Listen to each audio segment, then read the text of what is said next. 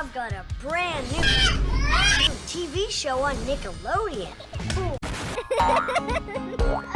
These kids are living the dream. They are the faces of massive media empires. But are they really in control? What if I told you their fame comes with hidden dangers? Think child exploitation, legal battles, and major breakdowns that could shape the future of celebrity kids worldwide. Why did you do that? Stay tuned to the end because the last kid's gonna leave you speechless. Tired of this. Kids like Vlad and Niki, like Nastya and Ryan's world, have raked more cash than your dad's 401k, while their parents, let's be honest, are playing Puppet Master in the background. Take Vlad and Niki, the human Red Bulls of YouTube. Wow! It's an orbit our Earth. You can scan, interact, and learn. Let's go like one! Yay! Imagine the wildest fever dream of a toddler, brightly colored toy cars, gravity-defying stunts. Hey, yo, what's up, bro? And two kids who seem to live in a permanent sugar rush. That's Vlad and Niki for you. Their channel is like if Fast and Furious had a baby with a toy store clearance aisle, except instead of Diesel and Johnson, we've got two grinning cherubs driving the hype train at full throttle. But don't let the squeaky clean smiles fool you. This isn't just a family-friendly fun fest. It's capitalism wearing a dinosaur costume, selling your kids everything short of an actual timeshare. You know how old school commercials would yell, "Act now"? Vlad and Niki do the opposite. They whisper their sponsorships so softly that even parents watching on a loop have to squint at the screen and say, wait, is this an ad? The Children's Advertising Review Unit, CRU, basically the hall monitors of online ads, found these guys playing fast and loose with disclosures. Terms like sponsored by are tossed around, but unless your preschooler moonlights as a lawyer, those words mean zilch. Karu practically begged them to spell it out in neon letters. This is a ad. Vlad, look what they have. Instead, the Vlad and Niki team said, nah, let's just slap a vague sentence in the video description where no one under 30 knows to look. Because what's better than a hidden marketing agenda when your target audience still thinks taxes is a type of candy? So how did this all start? Apparently young Vlad and Niki saw some YouTube videos and told their parents, we want to do that. Sergey and Victoria, their parents, thought, why not, you stupid? Fast forward to today, and the family runs 16 channels in 13 languages with billions, yes billions, of views. What started as weekend playtime is now a full-time operation featuring green screens, special effects, and a budget that probably rivals small countries. But let's not pretend this is still family bonding. When your family hobby involves licensing deals, product lines, and an audience bigger than the Super Bowls, you've passed the line where hobby ends and corporate machine begins. Somewhere along the way, the playroom became a boardroom. But is this actually good for the kids? Making children the face of a multi-million-dollar empire isn't exactly the recipe for a carefree childhood. Vlad and Niki's parents insist it's all fun and games, but are kids who can barely count to 100 supposed to be juggling at deals? Add to that the murky world of YouTube's child labor policies. Oh wait, there aren't any definitive ones. Shocking, right? Plus, the videos themselves often feature Vlad and Niki playing with toys that magically become must-haves for their fans. Did they get those toys for free? Were they paid to play with them? Who knows? Not the kids watching, that's for sure. Karu's still investigating, but let's be honest, this might just be the Wild West of kiddie advertising.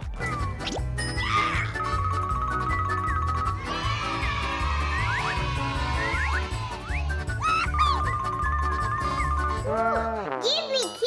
And what happens when Vlad and Niki grow up? Are they going to look back on this and say, wow, that was fun? Or, wow, we were corporate mascots in diapers? Will they stage a dramatic rebellion where they trade their toy cars for electric scooters and start an anti-consumerism podcast? Only time will tell, but if history has taught us anything, child stars burn out faster than cheap fireworks, and this whole empire could crash harder than Niki's ride-on car. But if you think Vlad and Niki's sugary chaos is wild, you haven't met the reigning queen of kid chaos, like Nastya.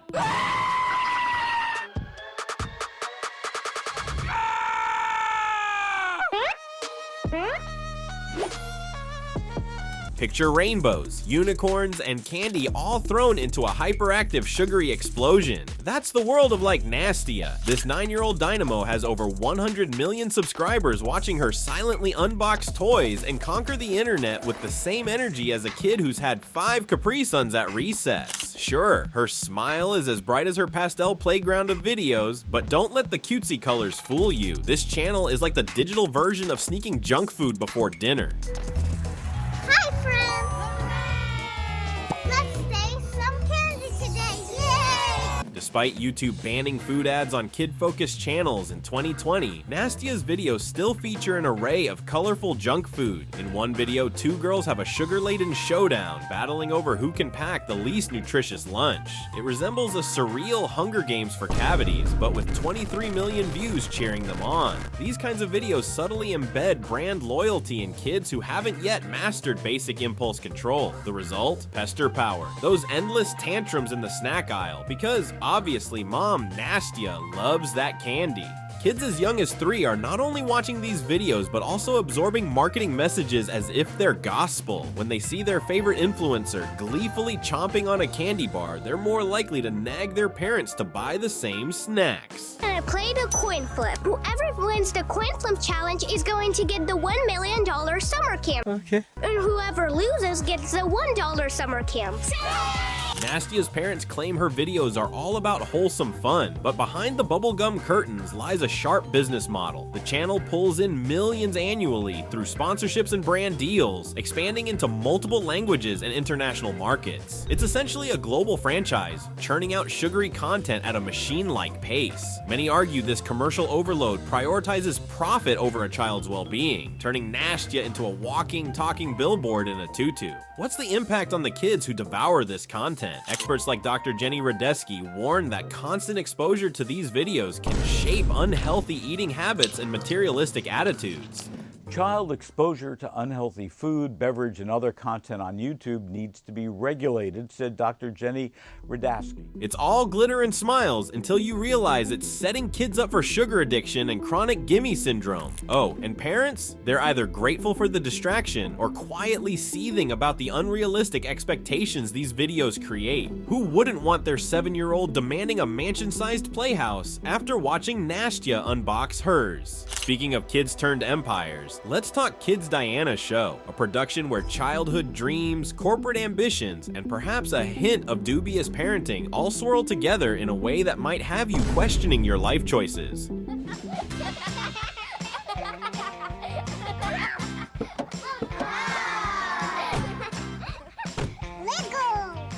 Diana Kitty Shook, a Ukrainian-born 8-year-old, might seem like your average kid at first glance, except she's not. With over 127 million YouTube subscribers and billions of views, Diana's empire stretches far beyond her living room playdates. We're talking a merchandising empire, an animated series, a mobile game, and appearances on platforms like Amazon Prime and Hulu. This kid doesn't just play pretend, her parents monetize it big time. But here's the deal, Diana's family didn't just stumble into this. Her parents, Olena and Volodymyr, took their toddler's innocent charm and transformed it into a global enterprise. They've relocated to Dubai for better filming locations and tax breaks, probably, all while claiming they just want Diana to have a normal life. Oh sure, nothing says normal like a professionally lit living room filled with branded toys and 4K cameras capturing every shriek of joy in choreographed skit.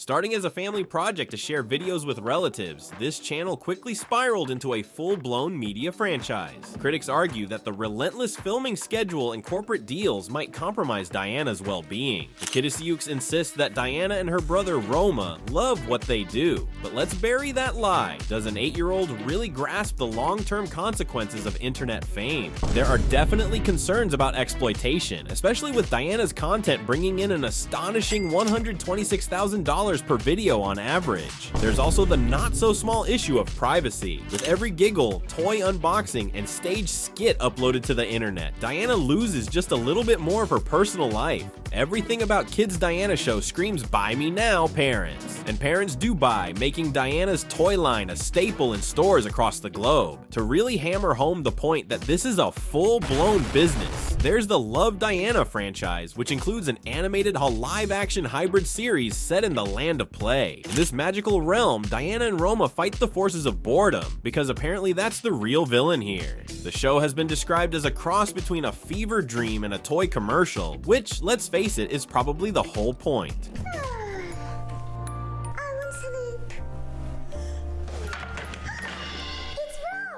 Quick question, if you had $1 million empire at 8 years old, what would you spend it on? Would it be toys, candy, or perhaps a one-way ticket to Mars for some quality alone time away from this crazy world? Let me know in the comments. So where does Diana go from here? Her parents claim she'll get to decide her future, but that future is already being shaped by contracts, algorithms, and corporate interests. The glittering facade of Kids Diana show might captivate millions, but it leaves us wondering, at what cost? But hold your thumb right there. Before you scroll away, we've got a kid coming up who makes Diana's glitter bombs look like a joke. Yeah, you guessed it. Ryan's World. The kid went from unboxing toys in his living room to unboxing controversies faster than a Hot Wheels car on turbo mode. Ryan's World includes over 59 billion video views, a Nickelodeon show, and his likeness slapped on 5,000 plus products. With his net worth reportedly hovering around $100 million, Ryan is living the dream, assuming a preschooler's dream is non-stop filming and brand deals. But the truth is, Ryan's World isn't really his world. It's a family-run business, with mom and dad, Loanne and Cheyenne Kaji, steering the ship. Sure, they say Ryan loves recording videos, but how much choice does a kid have when the family fortune depends on this adorable mug unpacking yet another Lego set? The channel has been slammed for its murky approach to sponsored content. In 2019, advocacy group Truth in Advertising Tina filed a complaint with the FTC, accusing the Kajis of failing to clearly disclose sponsorships in 90% of their videos. Imagine being 4 years old, unable to read, and having to discern whether your favorite YouTuber really likes that toy, or is being paid thousands to pretend. Ryan's parents defended themselves, claiming they followed all guidelines. Still, questions remain. When your target audience is too young to distinguish ads from entertainment, are disclosures enough? Or is the whole setup inherently exploitative?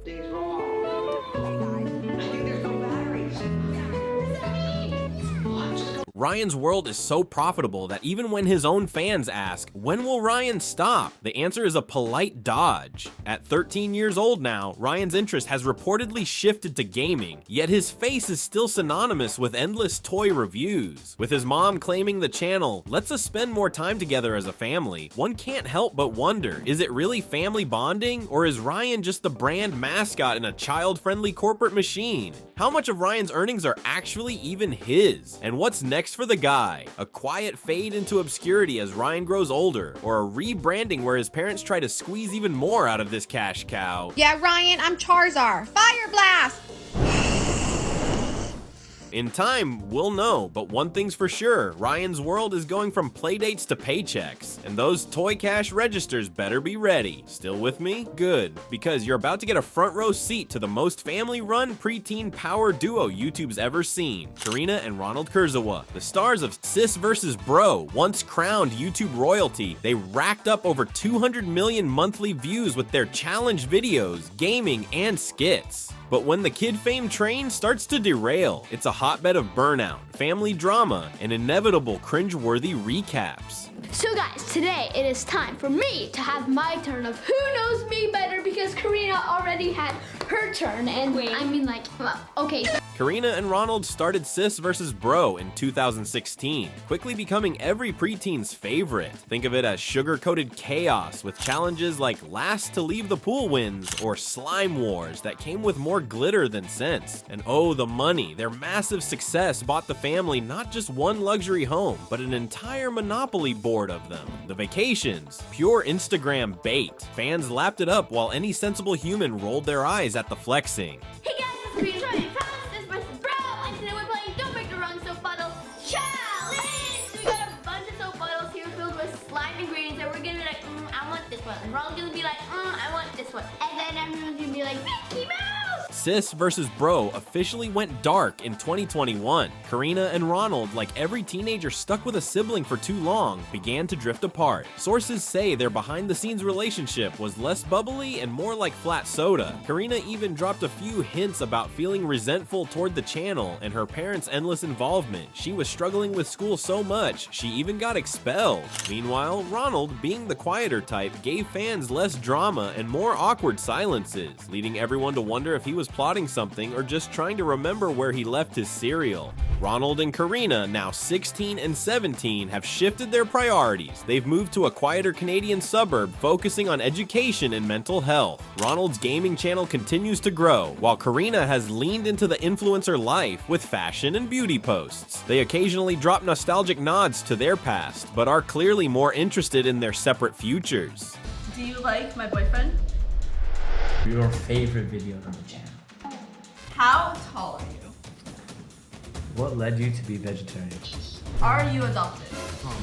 If Sis vs. Bro were a cautionary tale, it would be all about what happens when you turn childhood into a business. Sure, the Kurzawas became a brand, but it looks like they paid for it with a hefty dose of growing pains. Where does this leave us? Probably wondering how a sibling duo could navigate fame and normalcy. Let's just hope the Kurzawas managed to avoid the family vlog implosion others like DaddyoFive couldn't. DaddyoFive, the OG channel that managed to redefine pranks as legally actionable child abuse. Mike and Heather Martin, the masterminds behind this YouTube chaos, skyrocketed to notoriety by staging pranks that were less funny family moments and more evidence for a court case. Their videos included screaming at their kids, blaming them for fake messes, and even physical harm like shoving their son Cody into a bookcase, leaving him injured. What the hell is that? What is this? Cody! Tell me! I didn't do that! You tell me what you did! I swear to God, I didn't do that! The invisible ink video is infamous, where Cody was accused of spilling ink on a carpet. Cue Cody crying hysterically while being yelled at and insulted. It wasn't just Cody though. Emma, his sister, was once forced to endure a slap across the face from another child, all under Mike's orders. You'd think someone would stop and think, hey, maybe this isn't wholesome family content, but apparently not. A lot of people apparently don't get it. A lot of people don't see the humor in it. The fallout? Absolute carnage. After public outrage led by YouTuber Philip DeFranco, the Martins lost custody of Cody and Emma. Legal action followed, and Mike and Heather were sentenced to 5 years of probation after pleading guilty to child neglect. YouTube also terminated their channel twice, citing violations of child safety and community guidelines. In an almost laughably tone-deaf move, the Martins tried to rebrand as Family05 and later started charging $5 a month on a subscription site to keep the content rolling. They claimed they'd learned their lesson, but kept edging back toward controversy until even those attempts fizzled. Today, they've mostly disappeared from the public eye, although not before trying to release music on SoundCloud under the alias Mikey M, because nothing screams redemption arc like dropping a mixtape. If there's one takeaway from this, it's if your pranks involve your child crying or getting injured, maybe reconsider your career as a YouTube influencer. You're cleaning it up. You're cleaning it up. What's up, family? Good morning. These YouTube kid stars prove just how far people will go chasing fame, and how badly the kids involved might end up paying the price. But hey, maybe they'll grow up to own toy companies or therapy bills. What do you think? Future business moguls or the next true crime documentary? Let me know in the comments. And before you leave, smash that like button. And hey, why not hit that like button? I promise it's not sponsored yet. Subscribe for more, and I'll catch you in the next vid.